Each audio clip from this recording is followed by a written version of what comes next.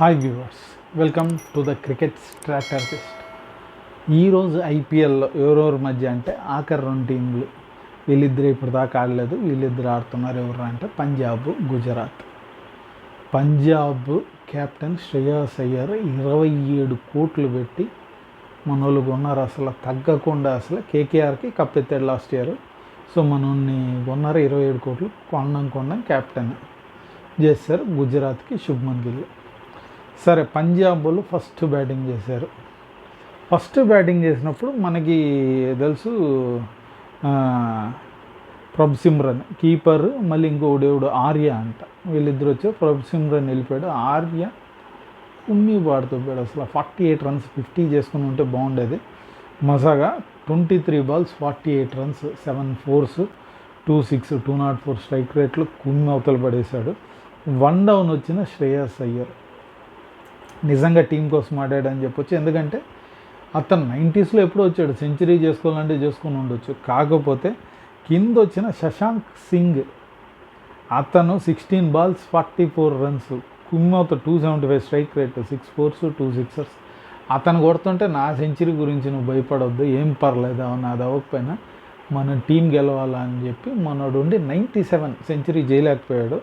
9 6లు 5 4లు. అసలు మనోడు కూడా 230 స్ట్రైక్ రేట్లో 42 balls 97. వీళ్ళు ఎంతమంది కుమ్మితే 243 runs కొట్టారు, 5 wicket లాస్కి. సరే అనేసి వాళ్ళు కొట్టిన తర్వాత ఇంకా వీళ్ళు గుజరాత్ బ్యాటింగ్కి వచ్చారు. వీళ్ళు బ్యాడ్ లక్ ఏంటంటే మంచి సాయి సుదర్శన్, శుభ్మన్ గిల్ మంచి స్టార్ట్ ఇచ్చారు, కానీ శుభ్మన్ గిల్ వెళ్ళిపోవాల్సి వచ్చింది. 14 balls 33 runs, 235, 3 6s 2 4s వెళ్ళిపోయాడు. జాస్ బట్లర్ వచ్చాడు. జాస్ బట్లర్ కూడా బ్రహ్మాండంగా ఆడుతూ ఉన్నాడు. బట్లర్ వెళ్ళిపోయిన తర్వాత వీళ్ళు ఇంపాక్ట్ సబ్కి వెళ్ళారు. రూథర్ఫోర్డ్, సాయి సుదర్శన్ అప్పుడు వెళ్ళిపోయాడు అనుకుంటా. 41 balls 74, సూపర్ ఆడాడు. 180 స్ట్రైక్ రేటు, 5 4s 6 6s, చాలా బాగుపోతుంది.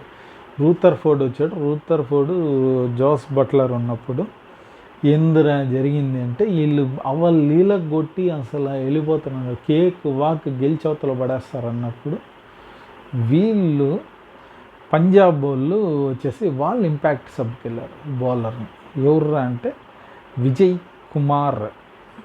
కుమార్ వ్యాషక్క వాడి దగ్గరికి వెళ్ళారు. వాడు 16th ఓవర్ ఏమో వచ్చాడు. 16th ఓవర్ రావడం, 8 ఓవర్ తీసుకున్నాడు. 16 18 కాదు 19 17 15 ఈ 3 ఓవర్లు వేసాడు 15th ఓవర్ నుంచి. మనోడు రావడం ఫస్ట్ ఓవరే అసలు అంతా వైడ్ మొత్తం వైడ్లో వేస్తూ ఉన్నాడు. రూథర్ఫోర్డ్ అప్పటిదాకా వచ్చి భలే కొడుతున్నాడు, భలే ఫ్రస్ట్రేట్ అయిపోయాడు. నీకు ఏ రేంజ్ పోయిందంటే సరే, ఫస్ట్ టైం కొద్దిగా వైడ్ వేసాడు, సెకండ్ టైం కూడా మళ్ళీ మనోడు వైడ్లో ఏ రేంజ్ వేస్తూ ఉన్నాడు అంటే ఇంకా 19th ఓవర్ వచ్చేసరికి బాల్కి ఇంచుమించు రివ్యూగా ఏంది వైడ్ కోసం రివ్యూలు. ఒక పక్కంగా చూస్తే వీడు గెలిచేదానికి వీడు వేసాడు, అది ఓకే, కానీ అది మనం మ్యాచ్ చూస్తున్నప్పుడు అది చీట్ చేస్తున్నాడేమో అన్నట్టు అనిపిస్తుంది. ఆ రేంజ్ అనిపించింది అసలు. ప్రతి ball almost all full toss wide వేస్తూ ఉన్నాడు, ఈ గాల్లో బీట్ అవుతూ ఉన్నాడు. మనోడు ఫ్రస్ట్రేట్ అయ్యేసి ఇంకా 20th ఓవర్లో అయితే మట్టుకు అవుట్ అయిపోయి రూథర్ఫోర్డ్ వెళ్ళిపోయాడు. ఆ తర్వాత తెవాతియా మధ్యలో వచ్చాడు, రన్అవుట్, ఇంకా అటు ఇటు వచ్చి ఆల్మోస్ట్ ఆల్ ఈజీగా కేక్ వాక్గా గెలిచేస్తారు అనుకున్న ఇది మన విజయ్ కుమార్ వేసిన వైడ్లు బాల్ వల్ల 20th ఓవర్ అది చూసి మనోడు 20th ఓవర్ కూడా ఇంచుమించు వైడ్లుగా వేశారు. 11 runsతో ఓడిపోయారు. జిఐ 11 runsతో ఓడిపోయారు. కానీ చూసామంటే కొద్దిగా బాధ అనిపించింది.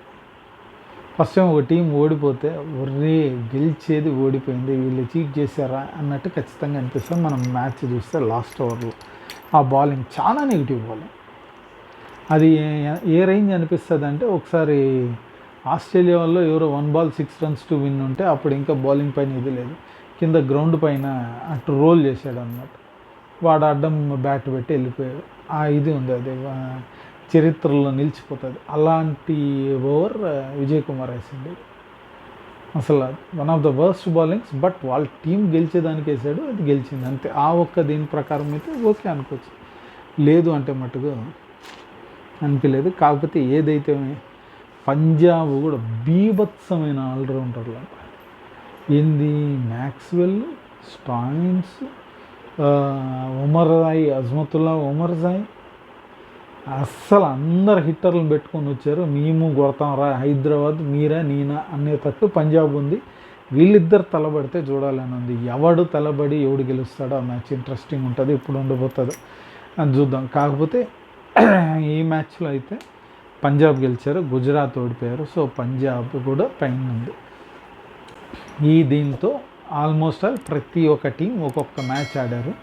ఇప్పటిదాకా హైదరాబాద్ టాప్ ఉంది, సెకండ్ వచ్చేసి ఆర్సీబీ ఉంది, మిగతా ఉన్నాయి. రేపు మ్యాచ్ ఏంది, కేకేఆర్కి రాజస్థాన్ రాయల్స్కి సెకండ్ మ్యాచ్. కాకపోతే ఏంటంటే ఇద్దరు ఓడిపోయినారు. రాజస్థాన్ హైదరాబాద్తో ఓడిపోయారు, కేకేఆర్ ఫస్ట్ ఆర్సీబీతో ఓడిపోయారు. వీళ్ళు ఎవరు గెలిస్తే వాళ్ళు 2 పాయింట్స్, ఇంకొకరు 2 మ్యాచెస్ ఆడి 0లో ఉంటారు. అది చూడడానికి బ్రహ్మాండంగా ఉండబోతుంది. సరే, రేపు మ్యాచ్ చూసి అది ఎలా ఉండబోతుందో మనం చూద్దాం. అప్పుడు దాకా మీకు ఈ వీడియో నచ్చిందంటే లైక్ చేయండి, ఇంకా నచ్చిందంటే మీ ఫ్రెండ్స్తో షేర్ చేసుకోండి. ఇలాంటి వీడియోస్ మీరు ఇంకా చూడాలనుకుంటే మీరు చేయాల్సిన సింపుల్, కింద ఉన్న సబ్స్క్రైబ్ బటన్ క్లిక్ చేయండి. అలాగే పక్కన ఉన్న బెల్ ఐకాన్ కూడా క్లిక్ చేశారంటే మా వీడియోస్ మీకు ఆన్ టైంలో వచ్చి చేరుతాయి. ఇంకో వీడియోలో కలుద్దాం. Bye and thank you.